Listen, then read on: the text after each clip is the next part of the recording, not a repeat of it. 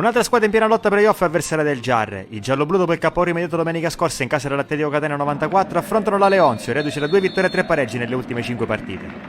Ritorni fondamentali in formazione per Mister Campo. Nel suo 3-5-2 il tecnico infatti può contare nuovamente su Tosto a centro della difesa, con Petrella e Piera davanti al portiere russo. A centrocampo rientrano Sciacca, accanto a Strane e Garozzo, e La Rosa che va sull'out di destra con Caltabiano a sinistra. In avanti Ankovic supportato da Mascara, con Tornitore acciaccato in panchina e Leotta infortunato. Ancora squalificato invece dei Mura.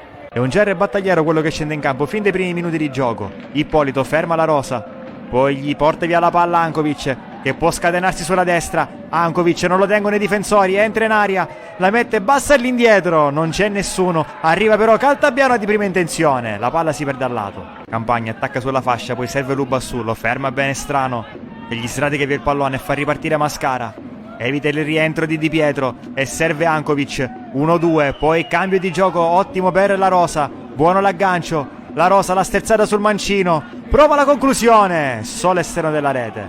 Mezz'ora di gioco, rimessa lunga di Campagna, allontana Caltabiano, ancora nella zona di Campagna, di petto per Di Pietro, sulla tre quarti verso Picchi, prolunga nella zona di Capuana, Capuana anticipato dall'uscita di Russo che poi blocca a terra. Battuta iniziale della ripresa, punizione per il Giarre, la batte Sciacca, in mezzo nella zona di Petrella, prova a colpire Petrella, fermato da Tornatore, poi esce Caruso. Garozzo arriva prima sulla sfera e serve Strano, che alza un campanile verso Mascara. La sponda per l'inserimento di Caltabiano che parte a sinistra. Caltabiano salta anche il rientro di Di Pietro. Caltabiano la conclusione. Fuori bersaglio. Li fa vedere in avanti anche la Leonzio. Qui su piazzato lo batte Strano. In mezzo per Capuana di testa. Splendida parata di Russo che salva la sua porta. Minuto 77, corner di Sciacca. Sul primo palo verso Tosto. Contrasto con San Giorgio e calcio di rigore per il Giarre. Non tocca la palla San Giorgio, tocca Tosto. Rigore per il gialloblu.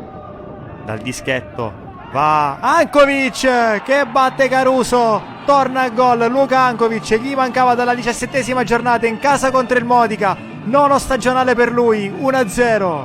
Ancora Geresi in avanti, Sciacca rimette al centro col mancino nella zona di Pietra, svetta più in alto Campagna, poi Strano colpisce male, Pietra riapre verso Mascara, posizione regolare, Mascara la mette bassa per Caltabiano che manca l'appuntamento con la conclusione. C'è spazio solo per 3 sostituzioni, Migneco, Limine e Amante negli ultimi minuti. Il Giarre non concede nulla e porta a casa 3 punti di capitale importanza contro un avversario quotato come la Leonzio, classifica alla mano. Per i gialloblu una vittoria, la prima del nuovo corso con Michele Campo in panchina, che è una vera boccata d'ossigeno. Era importante centrare 3 punti oggi per non perdere il treno salvezza diretta e i gialloblu non hanno fallito. Domenica prossima altro turno casalingo e altra partita contro una squadra forte che si trova al terzo posto in graduatoria, ovvero l'Avola, che oggi è sconfitta in casa all'Atletico Catania.